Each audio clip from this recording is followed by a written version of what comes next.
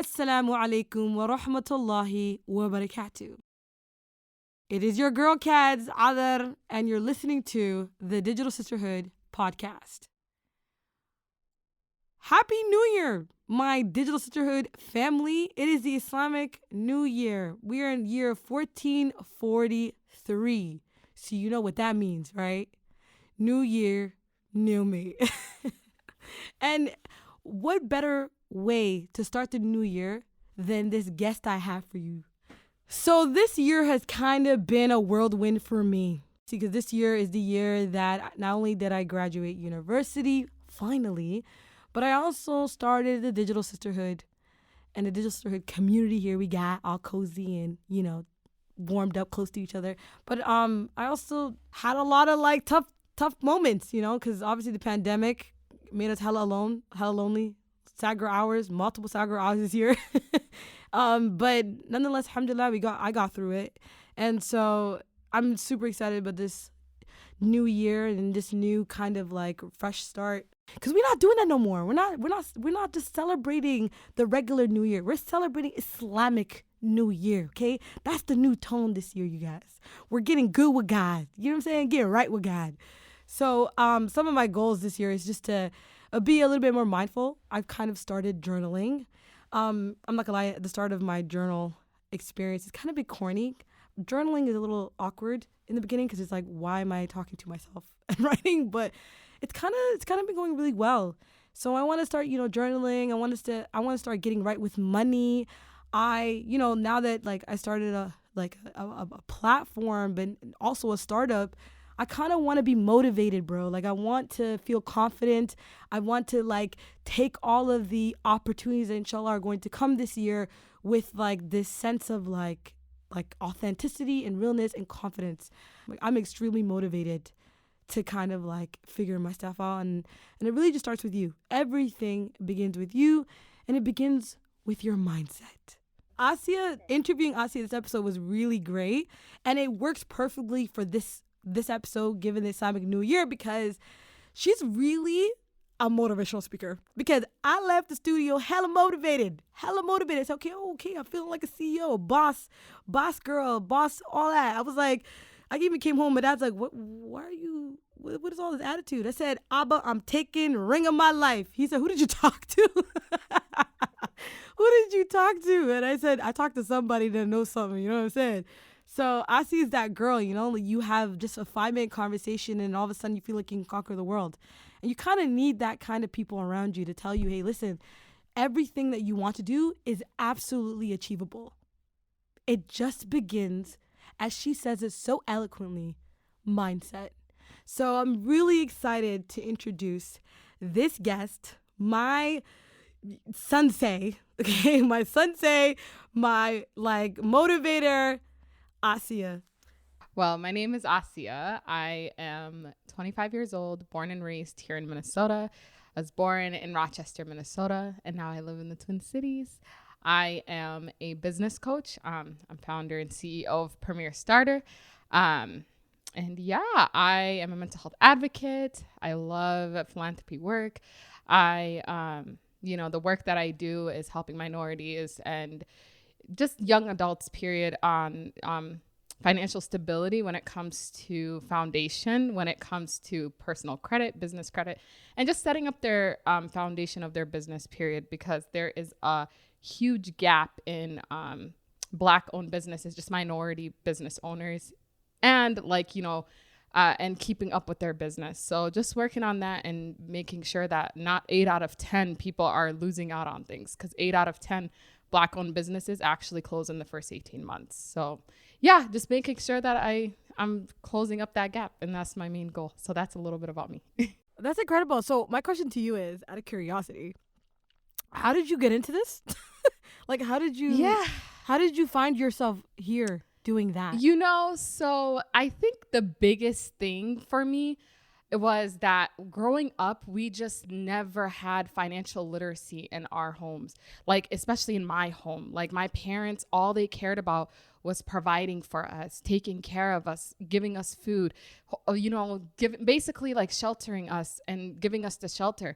But when it came to the core things when it comes to like being financially literate. I didn't know anything until I was like out of high school in the beginnings of college, when I actually suffered and with my own personal issues with identity theft.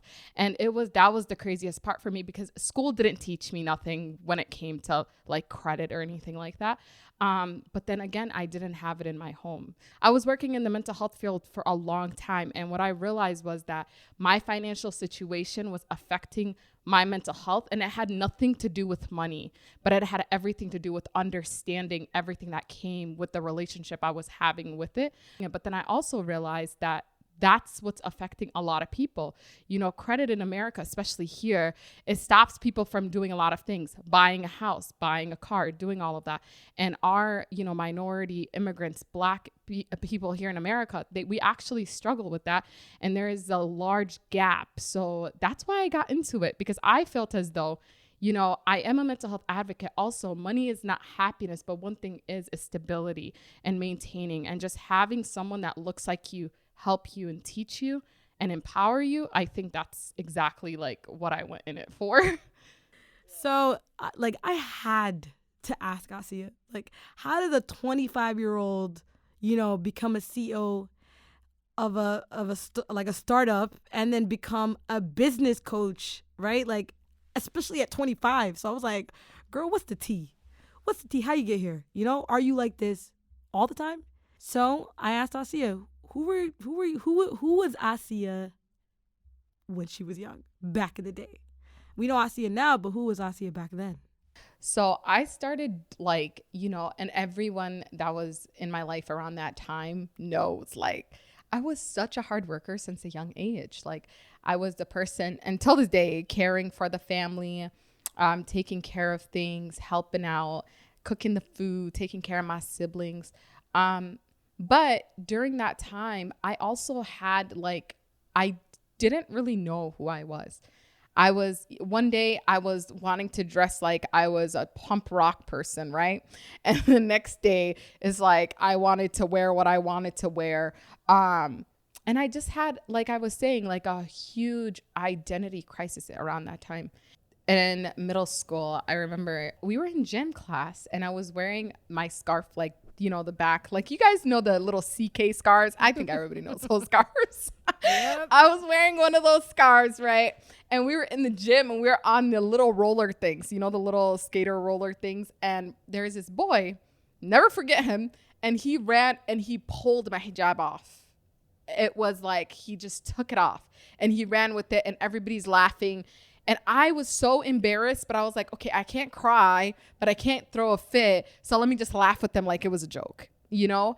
But that's the day, I think it was the 7th grade. I think it was 7th or 8th grade. And I think that was the day that it just made it like click to me that I would, like, I didn't, and that, like, I wasn't fully accepted even through the people that I'm going to school with, you know, like, and then that's the part, that time is when I just didn't really, I think it just started to push me away from the hijab too. Like, I just didn't want to keep it on. Like, I'm like, people are looking at me crazy. I don't want to have it on. And it started at a really, really, really young age, because I'm like, okay, so if this is not accepted in the society, then like, and I don't see anybody on TV, I don't see anybody that's looking like me on the stages, then I don't want to be it. Right? That was like the part that took me. Taking myself back in time though, I wish I could have told myself, like, it's okay to be who you want to be. And no one, you know, don't be afraid of what anybody else has to say. I think that's, if I could go back to 15-year-old Asia, that's what I would tell myself, because I always wanted to make someone else happy. I wanted to be this person's friend because they were popular, or I wanted to be around, watch this thing because this person was watching it. Now I could care less. Like, I don't even care to be around people. I came into like high school, middle school with obviously, okay, who the hell am I? That's the first question you ask yourself. Okay, who am I in this space?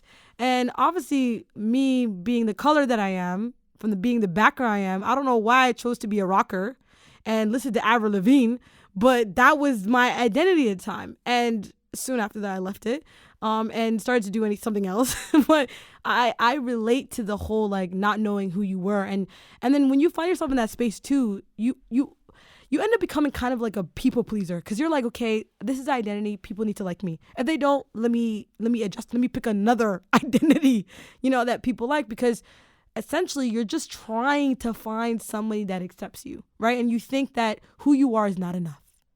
And so I relate to that a lot, because I spent a big portion of my life doing that roundabout, and it was very ugly, very awkward. And thank God there's no proof of it, because I deleted all of it. So Asia told us something really interesting, that when she was really struggling with her mental health at 18, she made a huge decision to move out of her parents' home. I was 18. It was my senior year. And this is the time where I was struggling mentally at my worst. It was really, really, really bad. And I just thought, like, you know what? I need to be, because, I have a lot of siblings. There's 7 younger than me. There's 3 older than me. There's like, I was like, you know what? Let me just do what I have to do, get out of my senior year. I was missing a lot of school. My counselors would talk to me and be like, hey, Asia, like, is everything okay? At the time, I was going through a lot of health stuff as well. So I just wanted to really get away from the day-to-day life that I was living. My parents, amazing. The way that they actually would be like supporting me and all of that, they knew something was wrong, but I couldn't really speak to them. It's like one of those things that you just want to make your parents happy, right? So I wanted to learn and grow within me, trying to really like get away from that, the whole environment of just living like that, right? My parents, one of the best things that they told me at all times was, you know what, if it's something that feels right in your heart, do it. Like, we are going to support you, even if it's not something we think it's right. If it's something you feel that it's right and you need to do, go ahead and do it.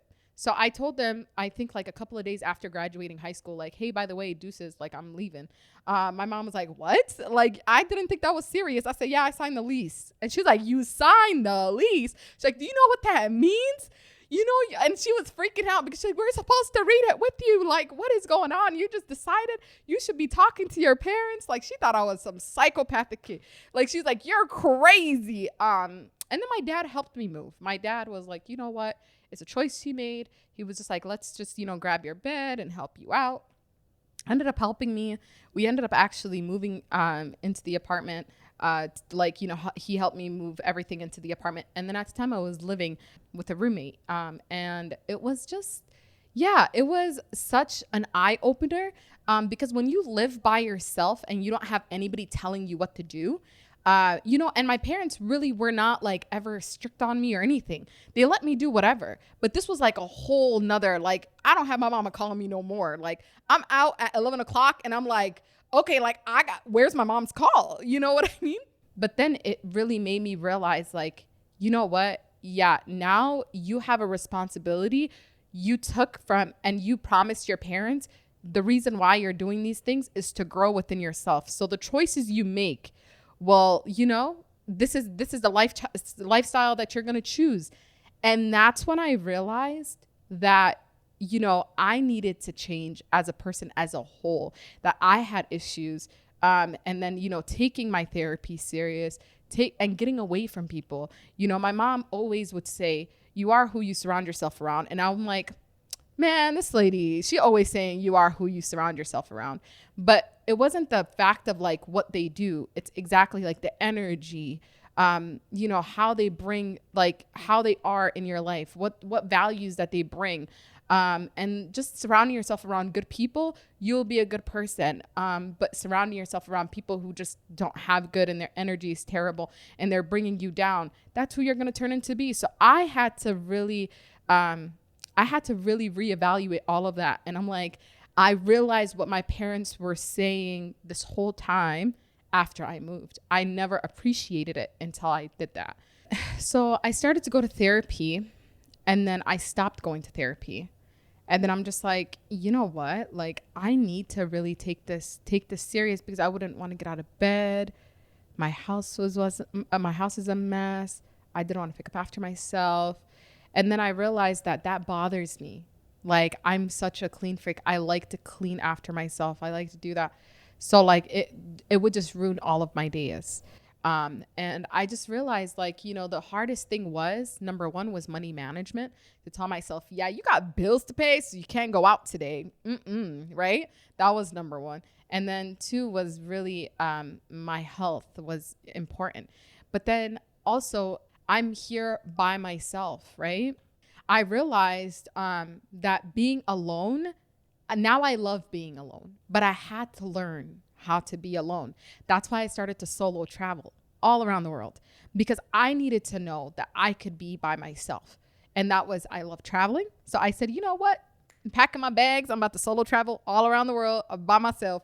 Yeah, I was crazy. But it was the best experience of my life. I thought, you know, I would be afraid. And the first solo trip I took was out of the country. And I went to Spain all alone. And it was the most, and I was 21 at the time, and it was the most eye-opener thing for me, because I realized that the problem wasn't the fact that I couldn't be alone. The problem was I didn't want to face the reality of things that were going wrong. And I just didn't want to admit it. That was the problem. So after I was having that battle within me, it was over. I was like, as soon as I got that, it was like game over. Like, it was me versus me. Okay. And guess what? I still won. So yeah, that was the biggest thing. But it's a daily thing. So, but yeah, I think, moving out, doing that, solo traveling, and doing everything that I needed to do to work on myself when it came to therapy.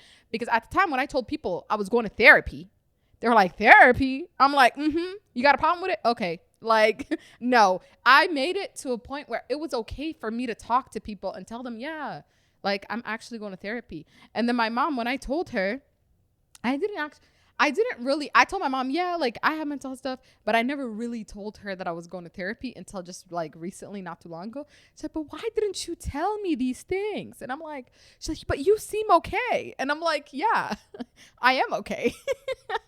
But, you know, kind of explaining to a Somali mom that you're dealing with depression, anxiety, and you're having panic attacks. She'll be like, okay, well, Quran ka ma akhrisata. Yes, I do. So everybody knows, well, everyone knows, but I personally experienced, and I know many people can relate to this, is, you know, like, you go to university, you think about 100 different careers that you think you might be good at. And then you go to school with this like desire to kind of find your purpose. Like, okay, this is what I'm ultimately best at. But then you start to realize, oh my God, I don't know. There's just too many candy in the candy store. There's too many options. And then ultimately you don't know. You've never kind of performed. So what do you know? And all you really know is, okay, maybe I might be good at this. Maybe I'm not. Like, I personally, bro, I struggled, right? I'm up struggling to this very moment, especially, you know, I've just recently graduated university, and every person that graduates university goes to this phase where, like, okay, what's next? Who are you? Where do you want to go? But it's really hard, especially when you're like kind of like in that self-discovery phase as well, and you're still growing, and you need that time. But it's like society wants you to figure out right now, are you going to be a taxi driver or an engineer? Like, are you going to be an astronaut or are you going to be a nurse? Like, and it can be really, really confusing. And I think many of us know what that feels like. And I think our ultimate fear is that we're going to, you know, get a job that we kind of like, you know, stuck by a desk that, you know, doing a job that is just not fulfilling. And that's our ultimate biggest fear. And so we kind of hope for that moment where it's like a light bulb lights in your head and you're like, okay, this is what I'm meant to do. This is my, like, this is what this is my purpose. This is my purpose. Like, this is me. And we're all in constant search for that light bulb. That light bulb finally happened for Asiya. I think I wanted to be everything, from an actor to a pilot. Like, I kid you not. Like, let me find out I wanted to be one of those video vixens. I said, stop it right there. I'm being so serious. I wanted to become an OBGYN at one point. It was just all over the place. Like, I had no career venture at all, but I always wanted to help people. That's one thing. I didn't know exactly what it was, but I wanted to be in a place where I was helping another person. So that's why when I got out of high school, I started to become a PCA and that's a personal care assistant at a really young age. I was like 16 when I had my first PCA job. And then I became like a direct service professional at like 18. And then from there, I was working 2 or 3 jobs at once. Like I was always working. And then when I turned with the hours that I had, I became an MHP. With the company I'm currently with right now, which I have not even left just yet, and I'm about to pretty soon. But yeah, it was just, I like wanted to get into the mental health field, and then I realized that's when the whole entire part of like the, your financial situation being your mental health thing came to me, because I'm like, I could work with people on their mental health and mindset, also working with what I love. And that is, building up and talking about the financial literacy part of things and building credit and helping people with business foundation. And I said, wow, that could be my own business. That was the whole ding, ding, ding, like a light bulb came off. And I said, that's what I'm about to do. So it was all over the place. I don't know. So it was just the best things. I left college. I didn't graduate. And I say that with my chest, and education is key, okay?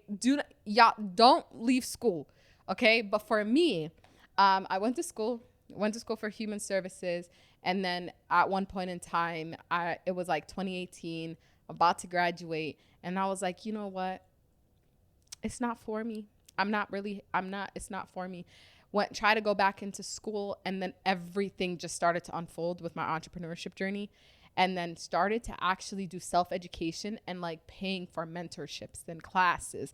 And like, credit is not really taught in school, which is so wild to me. Even going, and I searched to see if there was actual like, if I could go back to school and get a degree, it would only be a finance degree. And even in the finance degree, they don't teach you that. So it's like, okay, so I just decided to really do self-education and get like certified, like certificates and stuff, because they don't actually have courses for it. So like nobody's really teaching it. So I was like, you know what? Then I'm about to teach myself. So I taught myself and got, with people who are actually doing it right now. Asia's entrepreneurship journey began when her cousin pitched her an idea. It was actually a day program with my cousin. So a day program was, it was for elderly from ages 45 to like 60. And they would come to the day program during the morning time. They would stay for like 8 hours. And then it was just like a programming for them. They would come there, they would enjoy themselves. They would have activities, all of that stuff. We actually launched that back in 2018.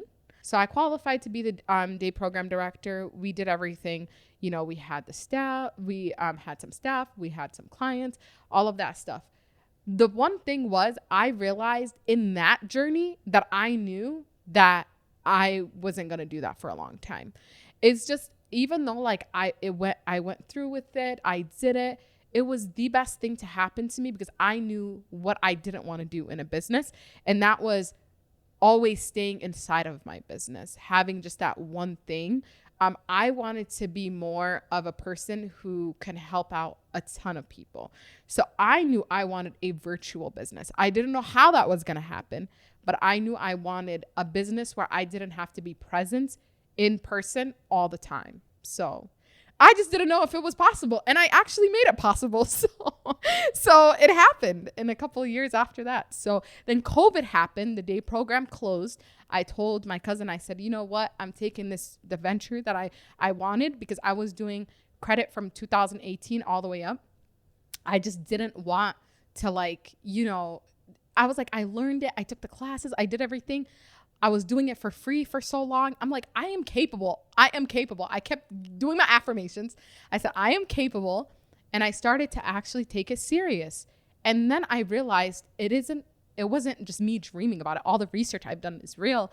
And the amount of people who actually need my services is more than I could have expected. And it's not only here in Minnesota. I work with all 50 states, including the U.S. Virgin Islands. So it's not just like people in my city or anything like that. I got hundreds of clients all over the place, and it's all because it's virtual. So it's been it's been great. You know, it's interesting. I have a question for you, actually. A lot of the companions during the Prophet's time were business people, you know, and I feel like there's something to be said about people who start their own businesses. And not to glorify being business, because that's difficult, and there's something comfortable about a 9 to 5, to be honest. Like, you know, like it's something that's just, you know, comfortable. But there's something to be said about Muslims being business owners, right? To be honest with you, Mm-hmm. one thing I can say is, especially for me, the reason why I wanted to be a business owner is because I don't want somebody else telling me what to do with the way I want to do things, right? I need to be, if I want to take off Eid, I'm not asking for permission, sir. Like, you know? Oh my Like, God. I'm really not asking for permission. Like, if I want to take last 10 days of Ramadan, I want to switch up my schedule, I'm switching up my schedule, sir. So that's just a little bit with why I wanted to start. You know why I wanted to start it. Yeah, and you know the thing is, I think that's one of some of the perks, right? Being a business owner is that you don't have to answer anybody about your Islam. Right? Yeah, that you can practice it freely and confidently. And second of all, something myself being like, now I'm becoming a business owner, which is weird to say, is that I recognize that I rely a lot on Allah. I rely a lot on Allah. And the reason why that is that my exchange is not with people no more. My exchange is with Allah subhanahu wa ta'ala. So meaning, like, when you're working, when you work underneath somebody, you're exchanging with people, right? You're like, okay, he needs this, the deadlines. And something I personally reflected of experience is that when you work for an employer, bro, it feels like they're sucking the soul out of you. They want your time, your energy. They want the skin off your back, right? Yeah. And the exchange almost doesn't feel fair. Right? That's true. But when you're a business owner, right, you rely your success literally, and the crazy part, it is always relied on Allah. Whether you worked a 9 to 5 or you had a business, but when you work in a business, man, you're really out there on your own, and so you're constantly having this private exchange with Allah subhanahu wa ta'ala to bless your business, to make it successful, and you're counting that Allah aids you, and then he makes those crops bigger and bigger and bigger, because you're betting on yourself, but you're really exchanging with Allah subhanahu wa ta'ala. You're saying, Allah, please help me with this. Let me see the reaps of this fruit. You know, right now it's difficult. I'm really in the gutter here. You know, I'm really in the dark here. I don't have the support as I would, you know, the support of a 9 to 5 would have gave me. But the exchange with Allah subhanahu wa ta'ala, which is so daunting to me, is that the exchange isn't even equal, but in the sense that Allah gives you more to you than you give to him. Because all Allah requires from you is that you pray your 5, right? That you worship him only, and that you practice your faith sincerely. That's all Allah asks. And how many times do we pray a day? 5? And how long do they take? You know what I'm saying? And like, it's so minor. It's so minor. Yeah, that's one thing I would like, and till this day, like, is the biggest thing for me, to be completely transparent, was praying my 5 prayers. Was so hard for me. I'm over here with the long nails. When was the last time I got my nails done? Like that facts. Like, I had to really look at myself one day and be like, damn, like, you really are not, why aren't you not praying? That was another thing, was spiritual growth within the time of taking care of my mental health. Forget about setting aside the business and stuff like that, but that added on to the business was, you know, like, when I started, it was like 2016 when I realized, like, dang, Asia, you are balling off. Like, you need to get back on the path of, like, you know, being a better Muslim, you know. And it took so long, like, even not wearing the hijab or wearing it here and there and taking it off, and, you know, all of that stuff, and wearing things that are inappropriate and showing off too much. And it was for me. And the thing is, I always knew that that is not somebody or some place that I personally wanted to be. But it wasn't like, you know, modesty in my eyes is different than anybody else's. And I can't speak to anybody about that. So my modesty was wearing clothes that are, like, you know, pretty modest to me. And if my hair was showing, then that's modest to me. Right. And as time went on, you know, I started to change that, you know, like, especially this year. I think, year 2021, starting 2021, as soon as I think like around February is when I really had like a serious conversation with myself, is because, you know, I was about to get, I was getting married in March, and I had this conversation with just me, and I'm like, okay, so you've been trying to cover up. I see that you've been doing this and this and this. What are your next goals on, you know, your spiritual growth when it comes to your relationship spiritually and also my hijab? And I'm like, okay, slowly but surely, I'm going to try to keep it on, you know, slowly but sure. And I didn't give myself too much, you know, too big of a goal. I gave myself a consistent like goal, like a day-to-day goal. And like, you know, for some, it might just be like, dang, she just went from covering up to not covering up to covering up. But it's like, I truly could care less, because it has nothing to do with another person. It had everything to do with me. My mom, my dad, my husband, nobody could tell me anything. If I didn't want to wear it, I'm not wearing it, right? It's my relationship with Allah, and that's all that matters. So like when I was, and there's times now too where I struggle, right? And it's a struggle on a daily basis. But one thing that helps me though is spiritually growing and just trusting that things are going to be okay, and making dua that Allah makes it easier for me, and then going forward from there. I don't push myself. I don't beat myself up. I don't do any of that. If the like, and I always say the journey of it is within me. And this is, I think, the first time I'm even speaking about it out loud, is just within me. And it's no one else's business. And I think that's one thing that grew me even more when it came to the spirituality, because now I have my hijab when I'm outside and it's time for asr, and I cannot miss it, because I have, but before it was like, oh my God, it's time to pray, and I ain't even got the hijab with me, you know, so I'm about to go pray when I get home, and then I will forget. And it was just, it's just been, all around, you know, everything just connects. Everything in my life connected in ways that I can't even explain, because it's like when you are growing, developing personally, then everything around you that matter to you will come to play as well. So that's the biggest thing. Pause. I know the story is getting so good, but wait, I have a message for you that you're going to want to hear, okay? Have you been looking for an opportunity to reconnect your faith by building a relationship with the Quran, or even learning Quranic Arabic, or even getting your questions answered about different rulings? Well, let me tell you, the Ribat Academic Institute is an online program that provides traditional Islamic education for women by women. Yes, you heard me right. Islamic education for women by women. Yes, all the courses are taught by female scholars. Allah Mubarak. You have a choice from over 50 courses ranging from Sirah to Tajweed to Fiqh and Hadith. You can even take classes like the 99 Names of Allah, or Purifying the Heart, or the reflections from the Quran, and the lessons from the life of the Prophet ﷺ, as well as a Mentorship Matters program on how to guide and support and help others.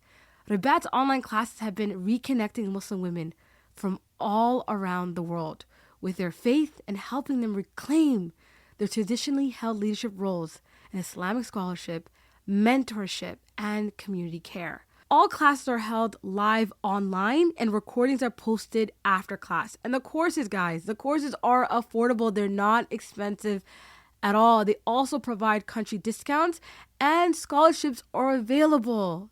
So there's no reason why you shouldn't sign up. So if you're interested, visit Rabata, that's RABATA.info/TDS, and register today. Yeah, I think, you know, just listening to you speak, you know, I remember a conversation I had with a friend, a really, really dear friend of mine, and she said something so interesting, because I was going, like, every business owner or person who's starting a startup will say to you, there's a lot of dark times, okay? There's a hell of a lot of dark, I think there's more dark times than there might be light, you know? And there came a moment where I was like, yo, I think I have to go back to school and balance this as my side until it becomes my main job. And you know what she said to me, subhanAllah? I thought, and she is like, this best friend of mine, she works for the government. She made 6 figures easy. She's Wow. very well off. She takes Mashallah. care of her own family, you know? Mashallah. And I'm talking to her about, you know, maybe I'm not being wise. Because, you know, she's a wise person. She's succeeded, you know, in my eyes. And you know what she said to me, subhanAllah? She said, you know what, Adar, I work the job that you're seeking after. I have the 6 figures. And let me tell you something. It's not that great. She says, especially if it's not something you're passionate about, it will feel like you're just stuck, and you'll be back here again. This place that you're at, you'll be back here again, because Right. you'll recognize that the number didn't matter. You know, the price point didn't matter. And I was like, so what's your advice? You know what she said to me? She said, make your pursuit for rizq beautiful. Yeah. Make your pursuit for provisions beautiful. Meaning, she's like, you're out here seeking your provisions that's already written for you. So if this provision is already guaranteed, what you're going to make from the time you were born to the time you're going to die, what you're going to acquire is written to the dollar, like the cent amount. If that's already guaranteed, why don't you make your experience in pursuit of that is a beautiful story? Meaning, go through the fire. Make a story out of it, right? Every story has a middle, beginning. It's not a mundane story. Like, go through the difficulty and come out of it. Yes, you already attained it. That was a guarantee. But you got a story out of it. A beautiful story of how a slave, you know, and his pursuit to the rizq Allah had already ordained for him. And she was like, what you're doing is so incredible. It is so beautiful. And you're going to get what you seek and what is ordained for you, whether you realize it or not. And she's like, and I remember it set me back. Wallahi, I was like so shocked by that advice. Because I was like, what in the world? Who says that? You know, who says make your pursuit for your rizq beautiful? And then I went through this really interesting place where I started to recognize, like, okay, subhanAllah, like everything I do is really ordained from Allah. And the only reason my startup or this business or this product I'm trying to produce is going to be successful is if Allah permits it to be successful. So meaning I rely on Him, like literally nobody but Him. So guess what I started doing? I started, my mindset changed. Now, whenever wallahi, it's so crazy how this startup has changed even me spiritually, and I've gotten closer to Allah, more closer than I thought I'd ever. For example, when I go to pray, I used to just pray because it's obligatory, right? Now I pray because I rush to pray on time because I know my rizq depends on it. SubhanAllah, my rizq literally depends on the timing, how organized and on time I pray my salah. Because the more disobedient I am to Allah, the more I'm further away, the rigid it is for my rizq. You know what I mean? Like I'm making it difficult for myself. And the closer I get to Him, the increase in the ease I'm going to acquire of that, especially in the place that I was in. And so now all of my ibadah is about, okay, I got to do this on time because I'm chasing something bigger than myself that only Allah could permit me, you know, and I need to prove it to Him. So I'm praying on time. I'm giving charity, bro. Imagine you're starting a business, right? You want to keep all your wealth. I am giving away money with the conviction I'm gonna get 10 times more. It's almost like how somebody invests in stocks. That's how I'm starting to think. Before, and I'll be honest with you, it sounds so good in theory, but when your iman is high, like, not, I wouldn't say my iman is high, but when your iman is to this degree and you know that like it really depends on Him, bruh, I started to just throw away. It was crazy, but in the right way, because I knew that this is how Allah says this is how things multiply. You know, it's this way. And I was like, oh my God, I became a better Muslim being a business owner. And I like peeped it. I said, damn, I'm not at the same level I was before this. It's crazy. And I was like, this is what the Sahabas were like. You know, like they knew, like this is, who wants to give Allah a godly loan? Who wants to give Allah a loan?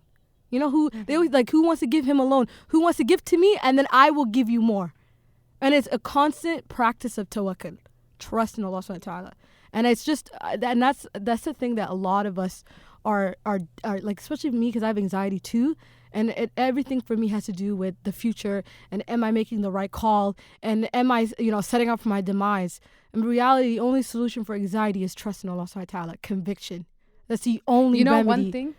One thing that I do have to mention with that too, because I still, I have this huge, like I randomly will have panic attacks, right?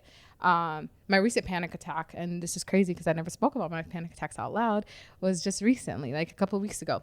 And I can't tell you what it is. I don't know where it comes from. I don't know anything.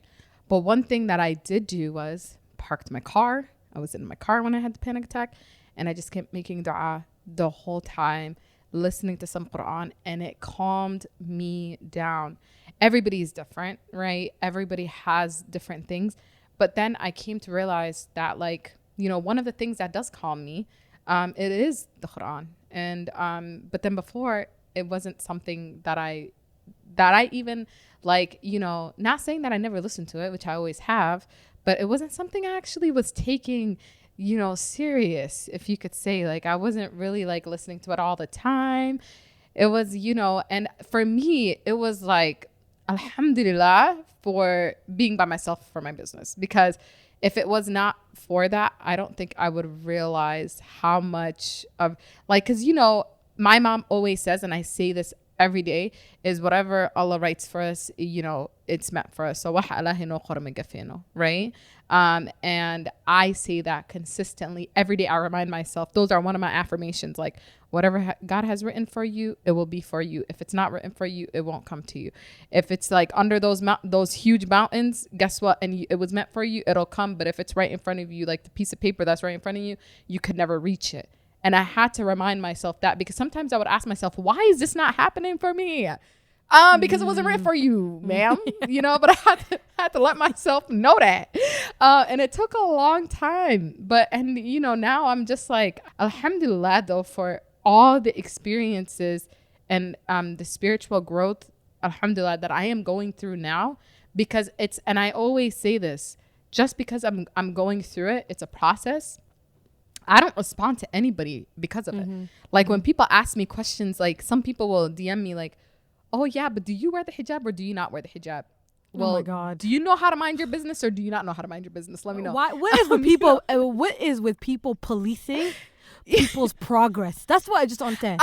Where do you think that she answers to you? Like, where? Like, you know how incredibly entitled you have to be for you to think she owes you an answer, as if she wears a hijab for you. That is borderline. Well, it's just they need so to fear Allah crazy. on the last day. Ugh, it disgusts me. And you know one thing though, I laugh and I make it a joke, and I actually, some of them, I be sending them voice notes like, but I mean, what you focused on? Because I don't think you're focused on yourself, sir. Like, and it always has to be the men. I don't know why. Because I don't want to even go down that rabbit hole. Because if I start, I see it.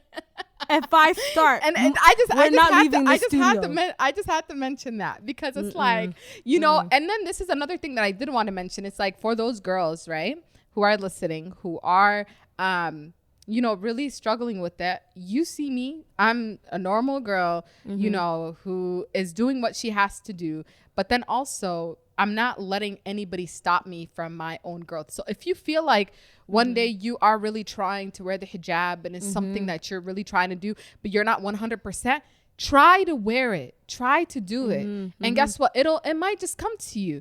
For me, there's times that I don't wear it, right? But like, I'm trying every day. But as I keep doing it, guess what? It's becoming more and more and more and more. And it's something that I just do not want to stop doing now. I made a commitment to myself, and I said to myself, you know what, Asia, every day that you're trying, right, to go outside, take your hijab with you. That's now like, when I open the door, before it would be like, it was nothing. And I told myself, like, now when you're going to the mailbox downstairs, you know, go and wear your hijab, because it's going to teach you. But I had to get myself there. So don't feel like you're behind or you are, you know, less worthy of a Muslim woman just because you're not. You're going to get there.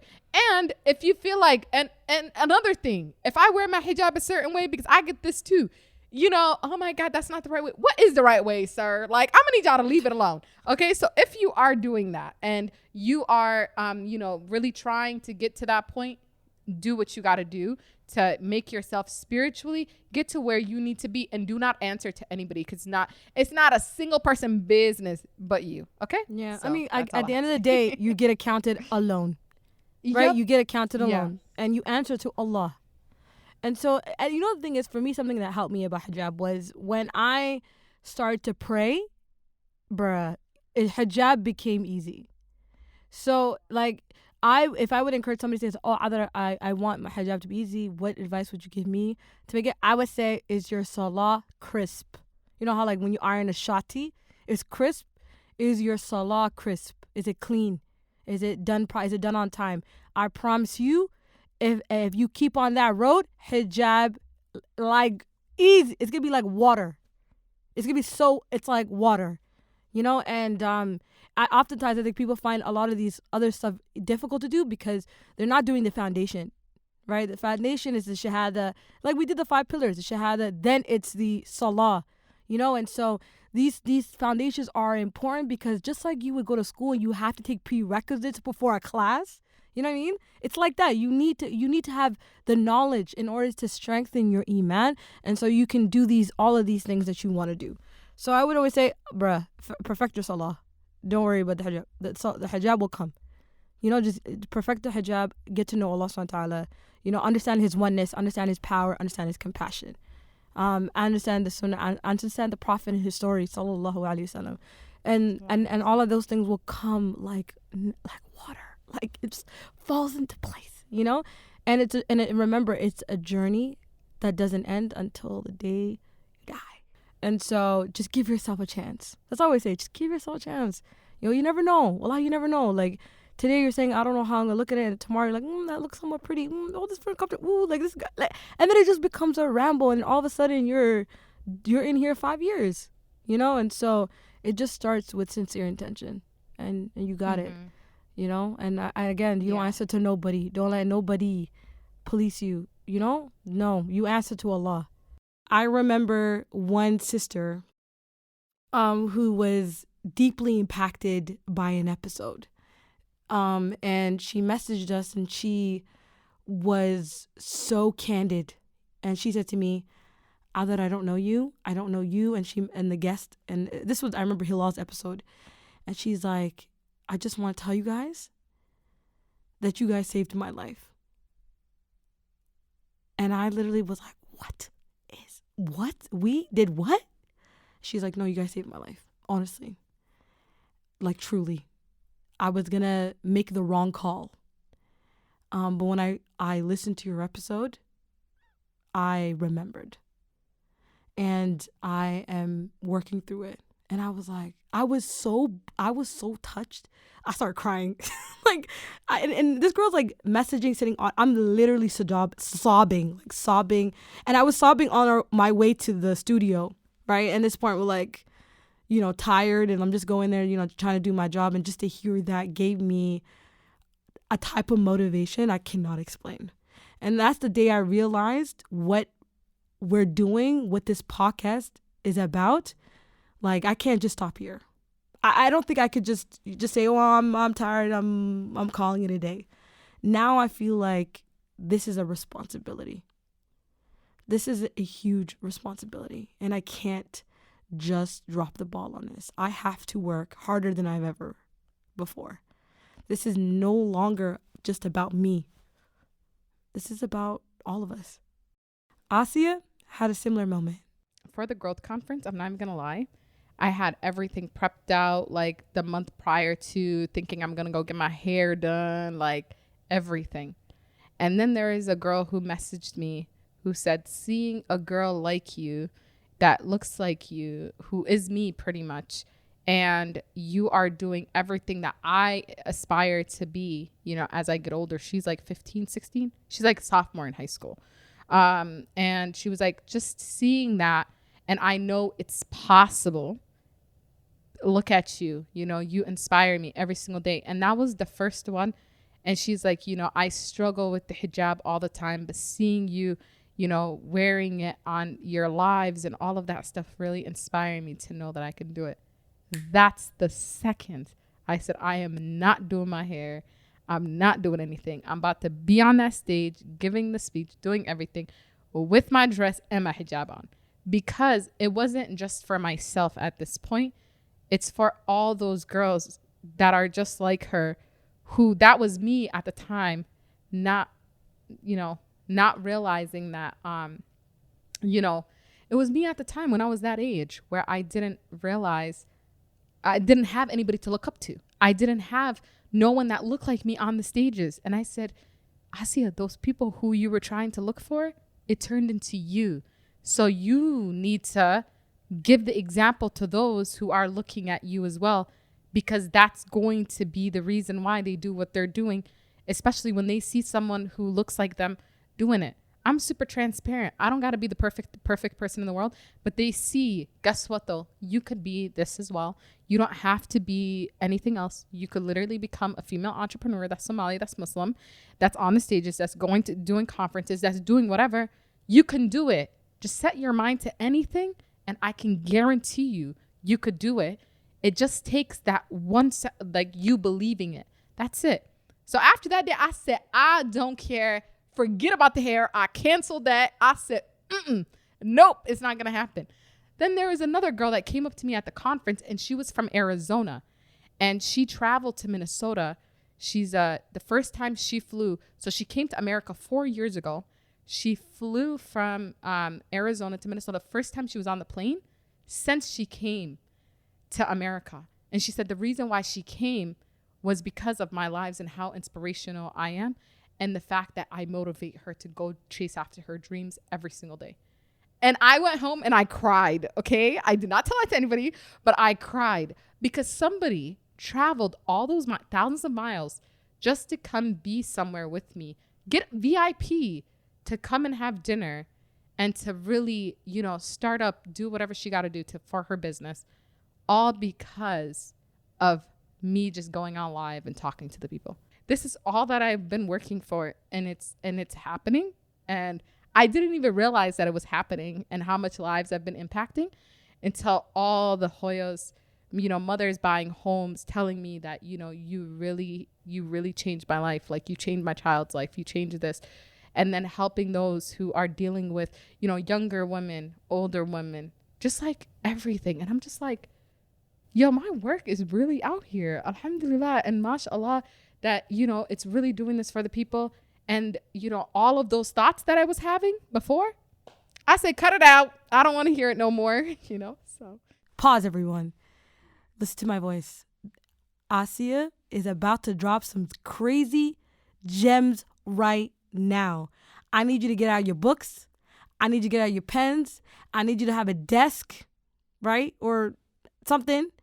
And I need you to write this down, because this might change your life. Competing and comparing. Those were my two pitfalls. I always compared myself to someone on social media that was pretty much doing what I was doing. And it was just a comparison, like, oh my God, how are they getting these clients? How are they doing this? How are they doing that? And I noticed it's a natural human instinct to do that crap. But I had to get out of that, because I realized that the way I'm doing my business and how I am as a person and who I am serving and what I am doing, it takes time and comparison and trying to compare myself to someone else. Nobody is me, nor am I someone else. So how am I comparing? It's like you're trying to compete where you do not compare. And nobody can compete with me because they don't compare to me, just like I would not compare to anybody else, right? So that was my biggest problem. And I realized, because my first ever company for my credit repair was Fundamental Quality Credit Repair, and I revamped the whole entire thing. So I did that, and then I realized the reason why it's not succeeding, it isn't because of me. It is because of me, but it's because I'm not like growing the business in itself. I'm not building its own brand for the business. I'm not building me as a brand. I'm kind of just going based off of what I see and all that stuff. So I need to genuinely be happy and grow within myself to grow the type of brand I want my business to represent. And that's not going to be just like anybody else, because I'm different. And I had to recognize that. And it took a while. So I had to really audit my life. So everyone that is listening, right? What I want you to do right now is take your phone, and after this, listening to this, look at your phone and audit the last 48 hours. Who did you talk to? If that person added value to you, okay, great. That person is someone that you can conversate with, grow with and stuff. But see those who did not add value to you. What did you guys discuss?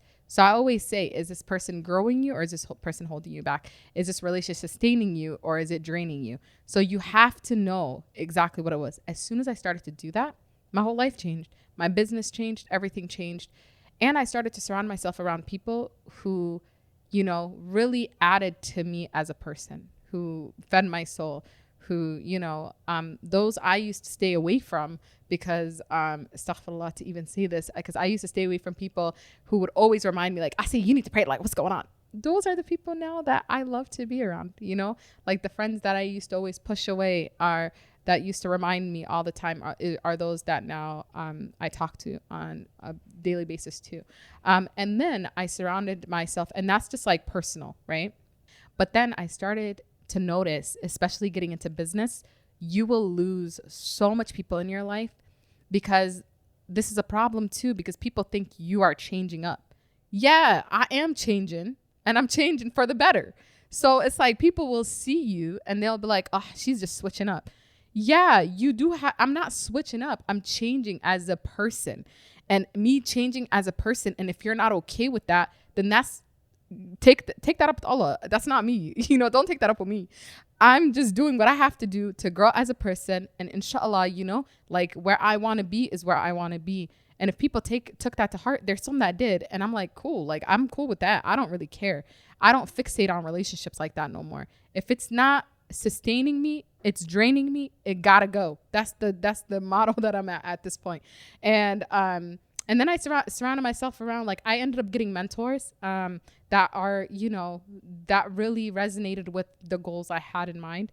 And, you know, surrounding myself around going to conferences, being around people who are doing what I'm doing, and then really supporting each other. So we have group chats and stuff like that. So really networking with other people who have similar goals as me. But then again, you know, it drives them. And you know what is crazy?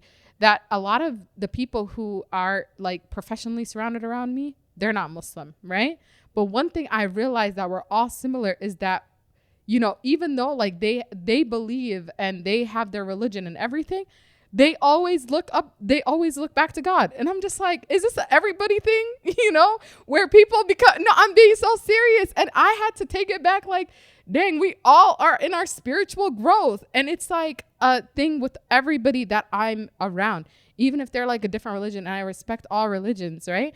And to each their own on what you are and what you want to believe in. But everybody that I was but see, you got to believe in God, okay? Like, God will be there for you is what I hear. And I'm just like, I know Allah's on my side all the time, inshallah khair, you know, alhamdulillah. Like, but that's what I would hear all the time. So I just had to be around those who grew me, didn't drain me, and sustained me. That was who. So audit people out of your life on a consistent basis, just like the way I've been doing my social media. Every time I see something that I just do not, it don't resonate with me, bye. No hard feelings. It's just kind of like I'm just, you know, on a different path in life, and inshallah it'll get there, you know. So that's a little bit, you know what I mean. So listen, y'all, you heard what you heard. It's 14:43, right? It's time to get our lives. It's time to get our money straight, our credit at a good standing. It's time for our money, you know, to work with us, not against us, right? That was so last year. And so if you're looking, you know, interesting to, you know, get yourself together, interested in doing a business, get your credit together, contact Asia. I feel like doing that commercial. What's that commercial called? 1-800. You know, you're ruining your life. You're sitting on a couch and life is passing you by. All my Toronto people know that commercial. But basically, get your life. Contact Asia, join our boot camps, ask her for consultation. She got you. So go on over to Premier Starter. And yeah, contact her there. You know, this year, it's going to be a new you. It's going to be a new you. So thank you to Asia for joining us today and motivating us. I'm super excited, ready to go home, do some affirmations, write my list, get my mind right. You know what I'm saying? Okay. Who's ready? I'm ready. Okay. So you have to say the affirmations with me though. Okay, Ada? Okay. I'll say it with you. Okay, perfect. I am resilient. I am resilient. I am successful. I am successful. I am bright. I am bright. I am going to be everything I need to be. I'm going to be everything I need to be. I am powerful. I am powerful. I am open to new ventures. I'm open to new adventures. I'm going to be a success story, inshallah. I'm going to be a success story, inshallah. I am going to be a better Muslim. I am going to be a better Muslim. Yep. Wow. That is my affirmations on a daily basis. This episode is brought to you by Beautiful Light Studios. I love to give a shout out to my girl, Mana Sheikh Umar. Boom. You already know she's our produce extraordinaire. She got it like that, giving us fire episodes. Thank you, Mana. Yeah, you guys, I don't know if you guys know, but our merch been out, okay? If you don't have a sticker on your laptop, you don't get a mug, how dare you not get our TDS mug? We're beefing. If you don't got our tote bags, are you really part of the TDS gang? Are you really? How? Come on, sis. I like to see you sport your wear. So head on to our website at www.thedigitalsisterhood.com. Check out our shop and get you a sport, get you a tote bag, get you a mug, all that. Love to see it. Also, if you're into really supporting us, because we need support, you get me, is join our Patreon membership. Join our Patreon membership. Become a cousin, a real family member. Support this cause. If you cannot imagine a world without a Digital Sisterhood podcast episode on a Friday, okay, then how are you not on Patreon? Please, I'm going to give you a moment to think about that. Are you thinking? You better, because this is unacceptable. Every single one of you in the TDS family that listens, and I know there's a lot of y'all out there, all of y'all need to be a Patreon member. Let me know the love is real. Let us know that these episodes are important to you. Show out. Are you on Patreon? Are you on Patreon, brother?